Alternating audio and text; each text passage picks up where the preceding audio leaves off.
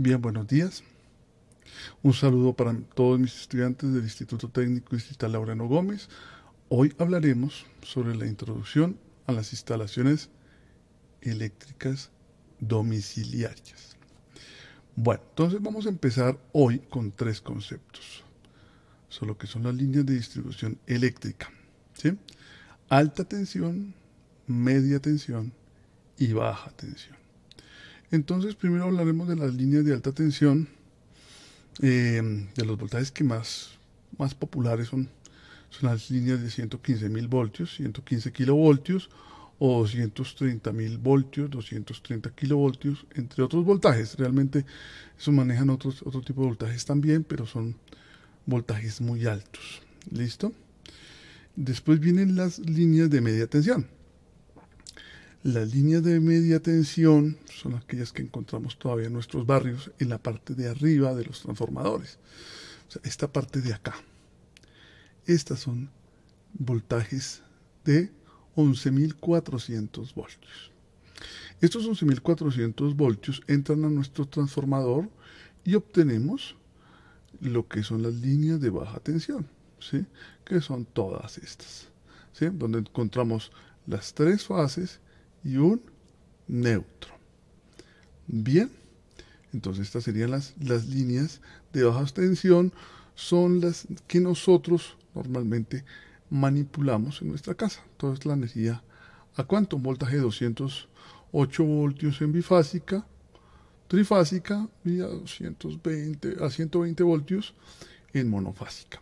Bien, entonces esta es una subestación de energía. Todo este sistema nos entrega a nosotros la corriente eléctrica para nuestro sector, nuestro barrio. Entonces, esta es la subestación. Y muchos apagones de pronto pues se dan porque hay una falla en la subestación y desde luego queda libre las líneas, quedan libres sin electricidad, y entonces ahí viene el apagón.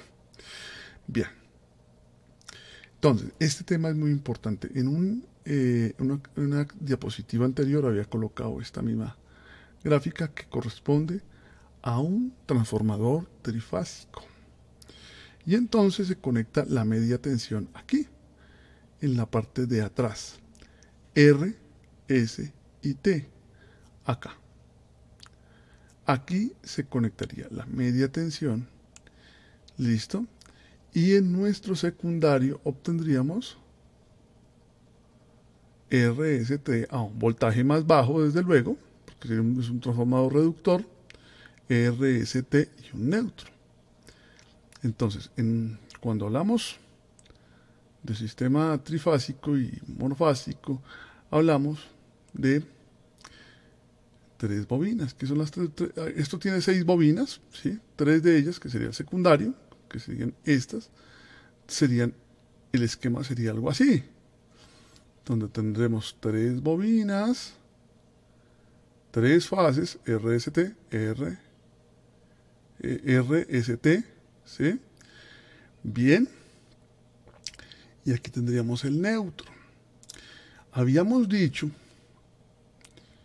que el voltaje entre neutro y tierra es 0 cuando las 3 resistencias de las bobinas, por hablar de resistencia y no meternos con otro concepto, como reactancia, digamos, hablemoslo como resistencia, cuando las 3 resistencias son iguales, el voltaje entre el neutro y tierra es 0, ¿sí?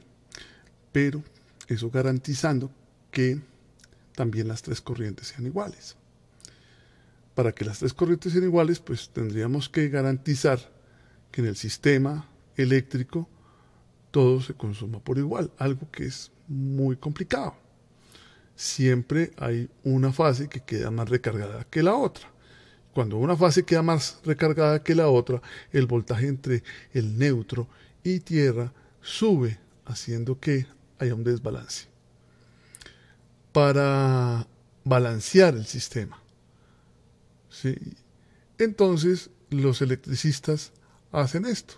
El neutro del transformador lo conectan en un polo a tierra que queda muy cerca de el poste donde está el transformador.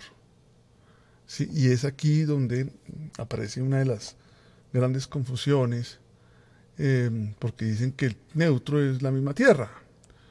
Pues eso por lo menos se decía hace unos años, pero hoy en día no es cierto.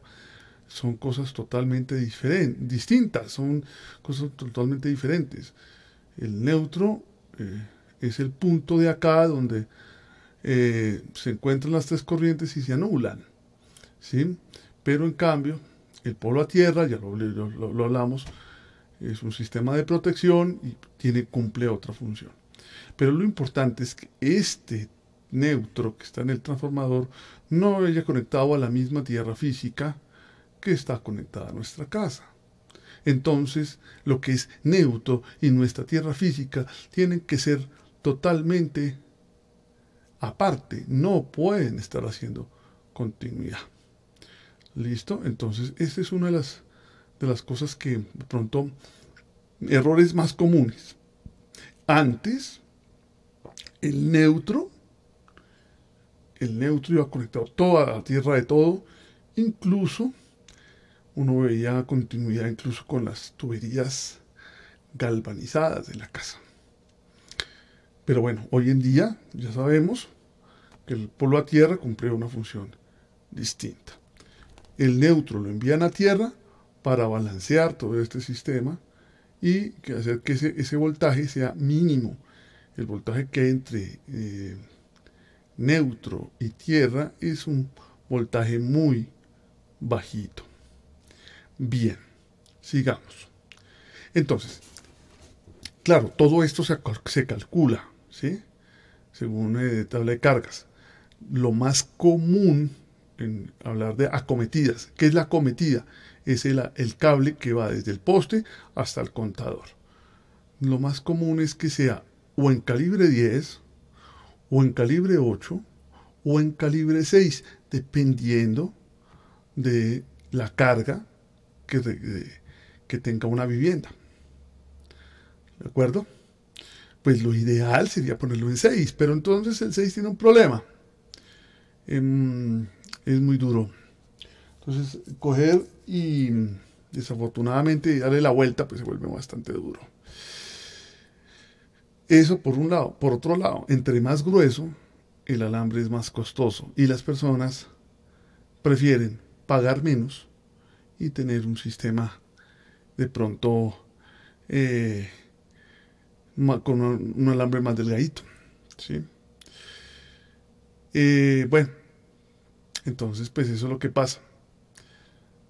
Lo ideal sería grueso, pero más caro, más difícil de maniobrar, ¿sí?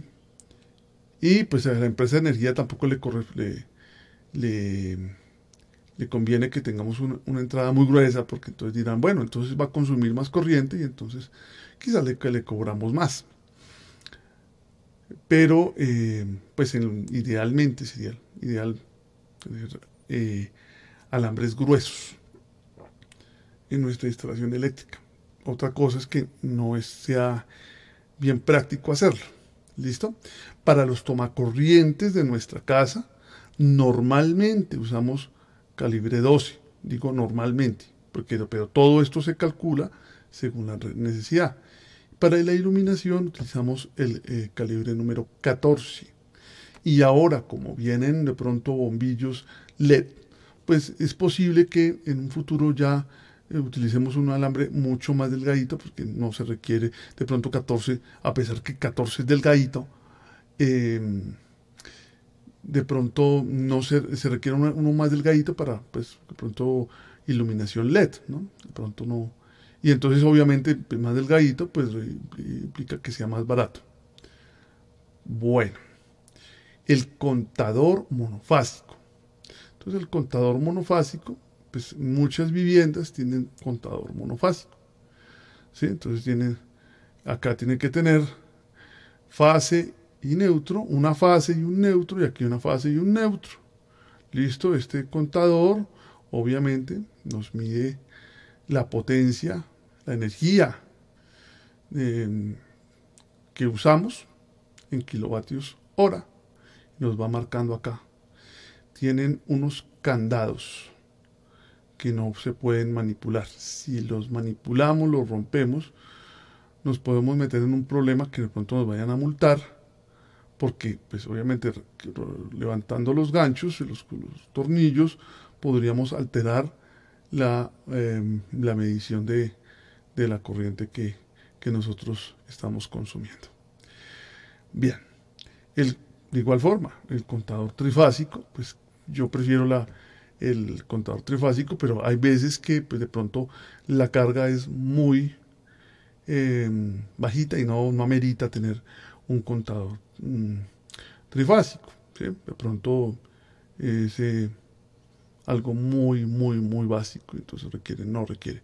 Muchos hogares tienen contador monofásico, pero pues lo ideal sería el trifásico porque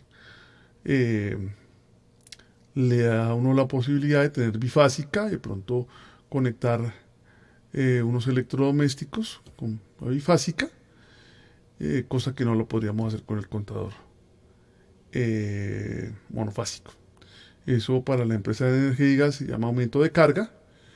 Bueno, en fin, eso es más o menos lo que les quería contar de los contadores. Antes teníamos este tipo de controles a las entradas de las casas. Digo antes porque la tecnología ha llegado y estos son 3 cuchillas o 2 cuchillas que estaban aquí adentro. Apenas se levantaba la palanca, pues las cuchillas se unían haciendo encender la casa. Por eso tenían unos fusibles que parecían las balas de una escopeta, ¿sí? Y pues eso les servía en caso de un cortocircuito, los fusibles se quemaban. Estos ya están mandados a recoger. En el momento se están usando mucho este tipo de breakers. ¿Sí? Pues, obviamente todo se calcula según la necesidad, de pronto el amperaje, ¿sí? Pero pues, no, ese tipo de breakers industriales, por ejemplo, que son muy bonitos, ¿sí?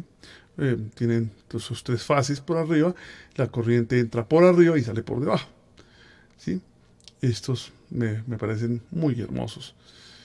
Bien. En la actualidad, nuestras casas tienen este tipo de termomagnéticos. Sistemas termomagnéticos, ¿sí? Vulgarmente les llamamos taco, ¿sí? Pero bueno, digamos que son interruptores termomagnéticos. ¿Listo? Estos aquí en la parte de atrás tiene una zapatica, se coloca acá la zapata y se presiona contra acá. Esta es la versión anterior. Estos ya están mandados a recoger, a pesar de que todavía se venden, todavía están activos, pero tienen unos problemas. Por ejemplo, el contacto que hay acá con la parte trasera del termomagnético, ¿sí?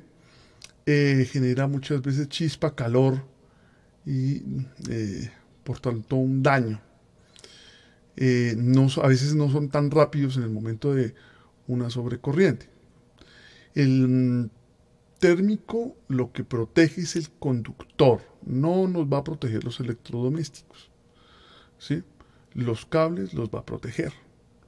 Si yo tengo un cable número 14, en la tarea que les coloqué, tenían que averiguarme cuánto era la corriente máxima de cada uno de ellos. Si se sobrepasa la corriente de pronto del número 14, el cable comienza a calentarse, ¿sí? Y el calor lo detecta el térmico y él mismo llega y se brinca, salta para evitar que haya un incendio, porque el cable se va calentando y se va calentando y se va calentando y el plástico se va quemando. Llega un momento en que termina quemándose. ¿Listo? Estos son los tacos de antes. Y miren ahora La distribución de la caja de tacos o de la caja de fusibles, que pues todavía existen, ¿sí? Esta es trifásica, por ejemplo. Claro, no cumple con el código de colores, debería ser un código de colores diferente, ¿sí? Pero bueno, esta punta aquí sería la R, aquí sería la S y la T. Y aquí hay una regleta, que es donde se conectan todos los neutros de la casa, ¿sí? Adicionalmente a estos, y ahora, si ustedes se pueden dar cuenta, esta regleta de neutros está aislada de la lata del chasis de la caja. Al estar aislada de la lata, pues garantiza que no se va a unir con el polo a tierra. Hay otra regleta, debería de haber otra regleta, generalmente, para los polo a tierra, que debería estar al otro lado de la caja. La del polo a tierra sí puede tocar el chasis de la caja, ¿sí? Pero la verdad es que el neutro debería estar aislado totalmente del polo a tierra. Y el polo a tierra puede hacer contacto con la caja, eléctricamente con la caja, más no con el neutro. Y esas son normativas nuevas. Es por eso que aquí ustedes ven de verdad el plástico. Ese plástico es para que no haya contacto eléctrico entre el neutro y el polo a tierra.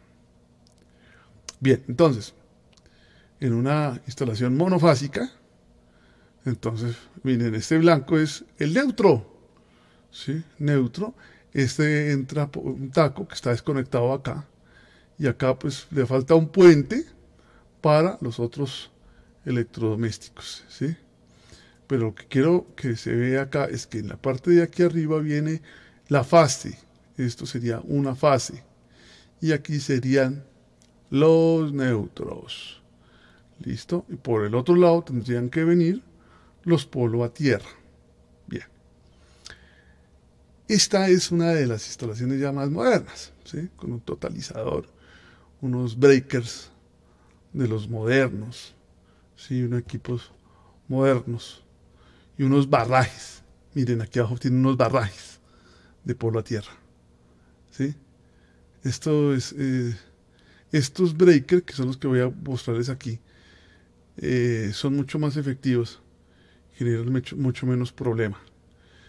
Pero el cambiar la instalación eléctrica de la casa, pues implica platica. Entonces muchas personas prefieren no hacerlo, quedarse con el termomagnético anterior y que implementar de pronto este sistema. Este termomagnético es muy sensible, es muy bueno, muy bueno. Realmente yo lo he trabajado, me parece que es superior al anterior. Se caracteriza porque ya no tiene como tal una caja, sino que maneja aquí un riel que se llama riel omega y descansa sobre estos contactos de acá atrás. ¿Sí? Bien. Entonces, estos son maravillosos. Y claro, obviamente, cada térmico pues tiene una corriente nominal.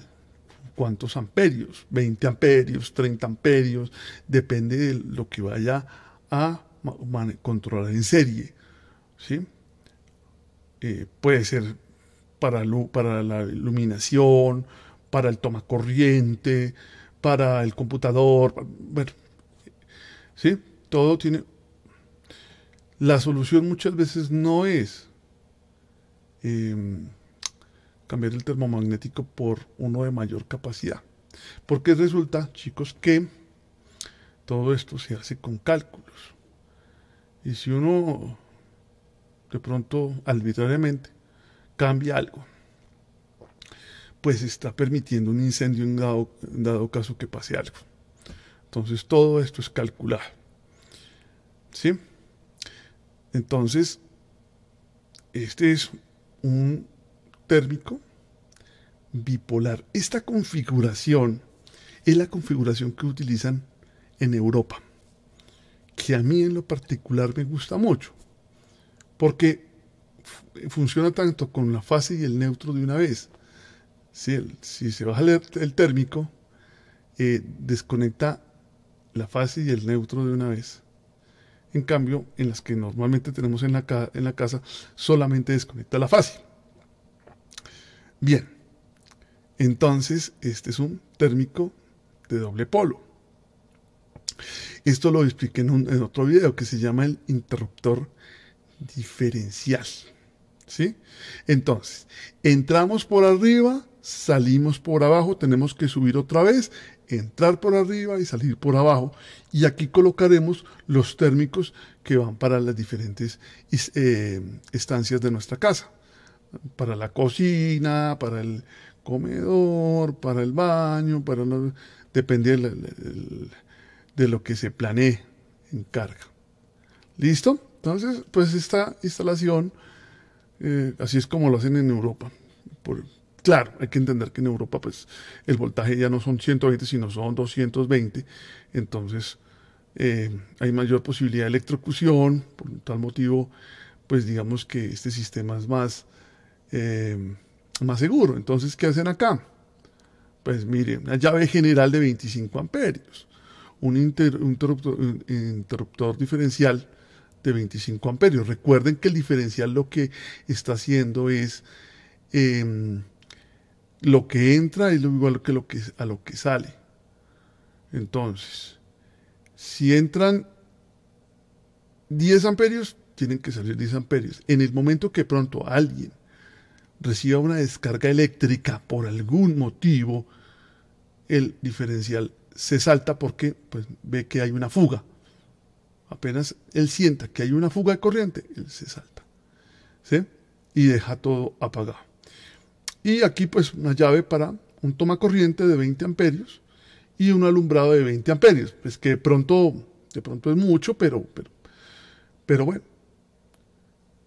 ¿De acuerdo? Y obviamente hay que hacer el cálculo de con qué calibre se va a trabajar. ¿Sí? Todo eso hay que calcularlo. ¿Sí? Normalmente yo les decía que aquí se utiliza 14 y aquí se utiliza 12. Pero también hay que mirar la carga de qué es lo que vamos a trabajar. ¿Sí? Y, como les digo, rojo es fase, azul es neutro. ¿Sí? Así lo manejan en Europa. ¿Sí? Entra por arriba, sale por debajo, vuelve a subir, vuelve a bajar, vuelve a subir y aquí puentean tanto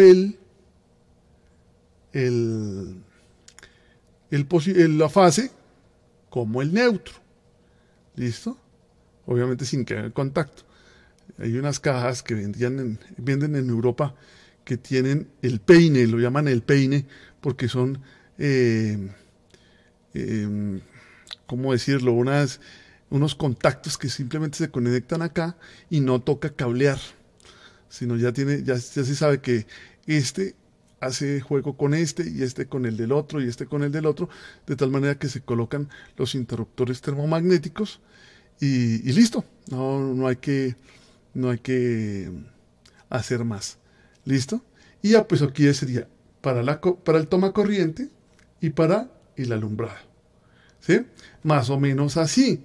Este es el esquema europeo. ¿Sí? Entonces, claro, si aquí si llega un cortocircuito, este responde y se baja. De pronto este no se alcanza a bajar, de pronto no.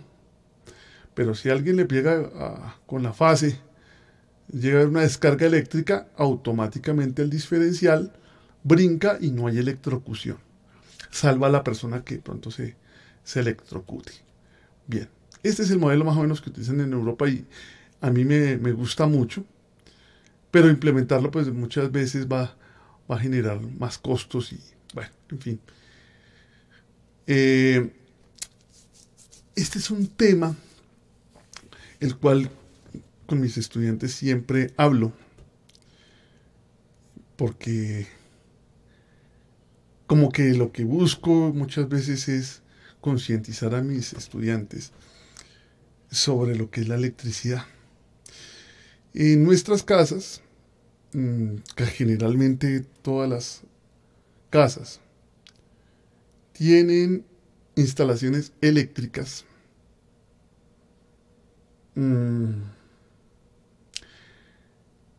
monofásicas, ¿sí? Casi todas. Entonces, pues existe algo que nos alivia la comodidad, nos da nos quita una carga, nos da una comodidad que es la ducha eléctrica. Entonces, es muy común que mis estudiantes me digan, profe, pero es que en mi casa tenemos un problema, que es que cuando mi papá se mete al baño a bañarse con la ducha eléctrica, al momentico se salta el taco. Así me dicen mis estudiantes.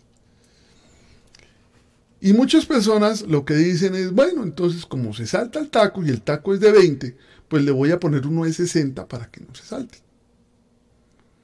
Pues ahí está el error.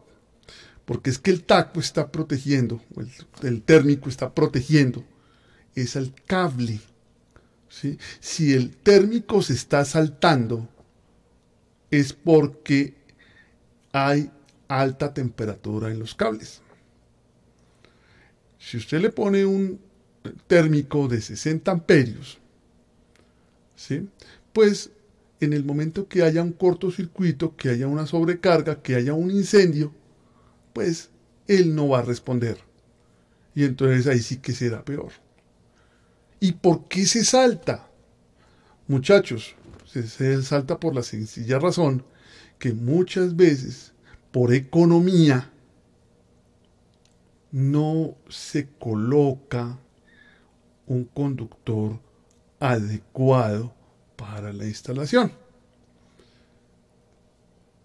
Ese es el problema.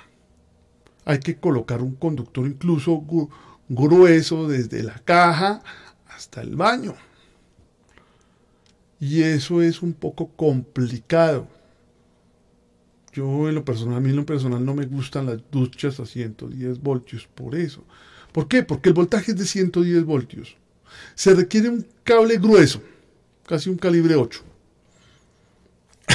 Entonces diría uno, bueno, pero entonces imagínese comprar cuánto vale el metro de número 8, por donde lo pasa, eso es muy grueso, no sé. Entonces, comienzan a... Entonces, por facilidad, por decirlo así, entonces colocan el número 12, le ponen el número 12 y sí, calienta un ratico, pero el térmico se salta. Realmente, para colocar una ducha eléctrica monofásica a 110 voltios o 120 voltios, se requiere cable grueso, tanto en la cometida como en la línea que va de la caja de breakers hasta el baño. Y eso implica una gran dificultad. La gente no quiere hacer caso en cuanto a eso. Entonces, ¿cómo sería lo ideal? Pues lo ideal es con una ducha eléctrica a 220 voltios. Si la potencia es casi la misma entre las dos, la misma, ¿sí? Entonces, acá la corriente es muy grande. Por eso es que también cuando prenden la ducha eléctrica, de pronto ven que los bombillos como que bajaran la intensidad, porque es que la corriente es muy alta, ¿sí? Cuando usted tiene una ducha en 220, usted ve que no pasa absolutamente nada. Simplemente prendió y ni se siente. El alambre puede ser casi número 10, ¿sí? Y bueno, una cosa que no dije es que en dado caso que la persona se está bañando, obviamente está con los pies descalzos, ¿sí? Levantó la mano y de pronto tocó un cable y lo cogió la corriente, automáticamente el diferencial salta y no hay electrocución. Esta es la forma correcta como todos en nuestras casas deberíamos de tener la ducha eléctrica. Preferiblemente a 220 voltios, 2 fases, ¿sí? Entonces requiere un calibre más delgadito que el otro. La corriente que pasa por acá es pequeña que la de monofásica, entonces por eso es que no no se siente como que el bajonazo de luz cuando se prende, es más segura, pero todo esto tiene que venir con cálculos matemáticos, realmente. ¿Sí? Yo les doy más o menos la idea de cómo la experiencia es que de pronto esto funciona con calibre 10, esta con calibre 8, ¿sí? Porque obviamente no es, pero bueno, son cosas, muchachos, que pasan por la experiencia. Entonces, una sonda es un alambre, ¿sí? Un alambre flexible que se introduce por la tubería para ingresar todos los cables en una instalación eléctrica. ¿Listo? Algo así, ¿eh? Un cable que esta parte roja se va a introducir por el cable, entonces viene la sonda, después la jalan y se ingresó todo el alambre, se ingresó a través de el tubo. ¿Sí? Entonces vienen los ductos eléctricos. Normalmente se llama tubo conduit, lo venden metálico y lo venden plástico, ¿sí? Y aquí tienen unas uniones, ¿sí? Unas uniones para las cajas, en las partes metálicas, ¿sí? Para asegurarlas. Estas parecen como si fuera una garganta, porque tiene la función de pronto de ser flexible. El tubo conduit no se debe colocar en un ángulo, como tal, en un ángulo recto, ¿sí? Porque entonces de lo contrario, cuando se meta la sonda, se traba. Entonces tiene que tener una buena curvatura, ¿sí? Para que pueda pasar el alambre o el cable, ¿sí? Y bueno, los hay metálicos y los hay plásticos. Desde luego, entre más grande sea el diámetro, pues va a ser mucho más fácil cablear, ¿sí? Pero también muchas personas dicen, no, pues es que es mucho más caro, porque claro, un tubo más grueso es más caro, y de pronto estéticamente no me va a quedar, me tocará colocar doble muro para colocar un tubo de estos. Entonces, por eso es que se utilizan de pronto de media o 3/4 de pulgada. Depende de la necesidad, y ahorita lo vamos a ver. Bien, aquí aquí tenemos algunos tubos arqueados, ¿sí? Eso venden una barra, hay una barra de acero con la cual se hacen estos dobleces, ¿sí? Pero como les digo, tiene que ser doblado, no puede ser en codo como la tubería del agua, que tiene no, porque si no, entonces el cable no pasa, tiene que pasar perfectamente. Bueno, número máximo de conductores en un tubo. Aquí me quedó un poquito, no pude conseguir esta tabla mejor. Entonces, ¿qué quiere decir esto? Diámetro del tubo. Aquí tenemos tubos de media pulgada, 3/4 de pulgada, 1 pulgada, pulgada y cuarto, pulgada y media, 2 pulgadas, 2 pulgadas y media y 3 pulgadas. ¿Sí? Bueno. Calibre 14, calibre 12, calibre 10, calibre 8, calibre 6, calibre 4, calibre 3, calibre 2, calibre 1, calibre 1 0, calibre 2 ceros, calibre 3 ceros y calibre 4 ceros. ¿Listo? Entonces, miren esto. ¿Qué quiere decir esto? Tubo de media pulgada. Por norma, caben 4 conductores de 14. 3 conductores de 12. Es posible que quepa uno más. Pero entonces no estamos saliendo de pronto ya quedan muy apretados, ¿sí? Entonces no es conveniente. El calibre 10 caben 2. Del calibre 8 cabe 1, del calibre 6 cabe 1, del calibre 4 cabe 1, el calibre 3 ya no cabe, el calibre 2 ni todos estos ya no caben. ¿Sí? En 3/4, en el calibre 14 caben 8, en 12 caben 6, en calibre 10 caben 5, en calibre 8 caben 3. ¿Sí?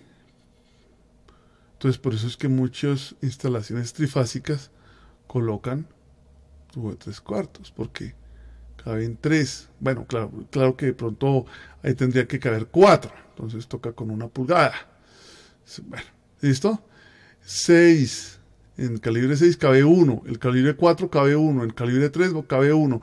En el calibre 2 cabe 1. El calibre 1 cabe 1. Un 0 cabe 1 y calibre 2 cabe 1. El calibre 3 ceros y el 4 ceros no caben. ¿Sí? Esto es lo que nos quiere decir cuántos números de conductores caben. ¿Sí? Bueno, entonces les dejo la tablita para que la hagan, la piensen y me cuentan. Bien. Cajas eléctricas rectangulares. Entonces, las hay tanto plásticas como metálicas. ¿Sí? Tienen como unas moneditas acá. Se levantan las moneditas y ahí viene la unión del tubo con una rosca y viene el tubo. ¿Sí? Estas se utilizan para interruptores y para tomacorrientes. Para cualquiera de las dos se utilizan bien. ¿De acuerdo? Tanto para interruptores como para tomacorrientes. La caja hexagonal. Caja hexagonal. Esta caja hexagonal es para bombillas, para rosetas. La caja hexagonal es para rosetas. Bien. Este es un ejercicio así como para mostrar, ¿sí? No solamente la caja hexagonal es para rosetas, muchas veces también de pronto como una caja de paso para hacer empalmes, ¿sí? Estos topsitos son para aislar una conexión. Bueno, entonces la caja eléctrica cuadrada normalmente también se utiliza también como la hexagonal en algunos casos, ¿sí? Muchas veces se consigue con tapa, entonces puede uno de pronto pasar los cables o hacer empalmes y guardarlos aquí bien tapaditos. ¿Listo? Bien. Este es el esquema, más o menos, de lo que acabo de explicar. La fuente, o sea, la fase neutro, un interruptor, regresa a la bombilla, aquí hace un empalme y regresa. Y es básicamente lo mismo que estamos haciendo acá. ¿Listo? Caja hexagonal, caja rectangular. ¿Sí? La caja rectangular para el interruptor y la hexagonal para la roseta. Bueno, los terminales, pues obviamente vienen dependiendo también el calibre del tubo, ¿no? Si es de 1 pulgada, media pulgada, 3/4, se desenrosca y se aprieta. Lo venden tanto metálico como plástico, ¿sí? Este es un ejercicio que pues, normalmente se hace, ¿sí? Fíjense que no hay partes a 90 grados, sino todos están a buenas curvaturas. Bueno, estas terminales también ayudan muchas veces a mejorar de pronto la instalación eléctrica, ¿sí? A hacer empates.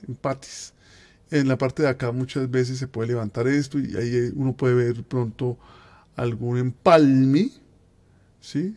Y de pronto repararlo, mirar que pronto dónde está el problema, ¿sí?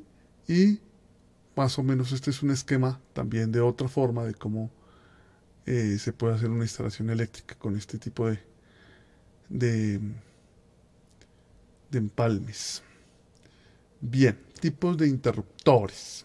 Entonces, este tema es muy, muy importante. Pues aquí tenemos tres bombillas en paralelo, un termomagnético y un interruptor, ¿sí? Recordemos que un interruptor, pues es un cortocircuito entre estos dos terminales. Cuando se cierra es un cortocircuito, cuando se abre es un circuito abierto. Y eso es lo que se conoce como un interruptor sencillo. Cuando se cierra, esto se puentea. Las luces prenden. Cuando se suelta esto, eso se abre. Ese es el interruptor que tenemos en la cocina, pronto en la alcoba, en el baño. El interruptor sencillo. Pero hay dos tipos más de interruptores. El otro interruptor se denomina interruptor conmutable o también conocido como interruptor de dos vías. En un momento dado, mire que aquí este es el central, el de acá. Hace contacto el B con el C. Mueven el interruptor y cambia, y hace B con el A, hacen contacto. A con B, mueven el interruptor, B con C. Ese se llama interruptor conmutable o de dos vías. ¿Y para qué se usa? Bueno, a ver, aquí está el esquema, pero ¿para qué se usa? Voy a ir a la próxima diapositiva y ahora me regreso. Chicos, eso se utiliza normalmente para los interruptores en una escalera, para poder prender y apagar una luz arriba y apagarla abajo, o arriba o abajo. ¿Sí esto? Esto es lo que se llama un circuito escalera y eso es un circuito que tenemos que hacer en taller. ¿Sí? Es el más popular de todos. Solamente para dos puntos de escalera, arriba y abajo. ¿Listo? Entonces miren qué pasa. En un momento dado, este punto hace contacto con este. Sigue por acá y la luz prende. Si yo muevo este interruptor, este pasa con este, ¿sí? Y entonces la luz se apaga. Para encender la luz tendría que volver a obturar este para que vuelva a pasar por acá, para que la corriente siga por acá. O si está por acá, muevo este otro y la corriente pasa por este otro cable. ¿Listo? Garantizando que puedo yo prender o apagar desde dos puntos diferentes. Desde luego, lo que les digo, caja hexagonal, caja rectangular y interruptor conmutable. ¿Listo? Este es un ejercicio que en clase tenemos que hacer. Todo electricista tiene que aprender este circuito. Se hace con dos interruptores conmutables. Y no faltará la pregunta que le hagan a uno, profe, pero si yo quiero tener 4, 5, 6 interruptores para una misma lámpara, ¿se puede? La respuesta es sí, sí se puede. Y entonces eso se puede lograr con un interruptor de 4 vías, con uno o con más interruptores de 4 vías y con dos interruptores conmutables. Entonces, ¿qué pasa? Por ejemplo, el rojo en una posición hace contacto con el rojo y el negro hace contacto con el negro. Cuando se activa el interruptor, entonces ya se activan en X sin tocarse, se activan las X. Entonces el negro hace contacto con el rojo y el otro negro hace contacto con el otro rojo, haciendo que se conmuten las vías. Este se llama interruptor de 4 vías. Son más caritos, ¿sí? Entonces se llama interruptor de 4 vías, ¿sí? Donde tengo mi lámpara, tengo aquí mi interruptor conmutable y aquí tengo el otro conmutable.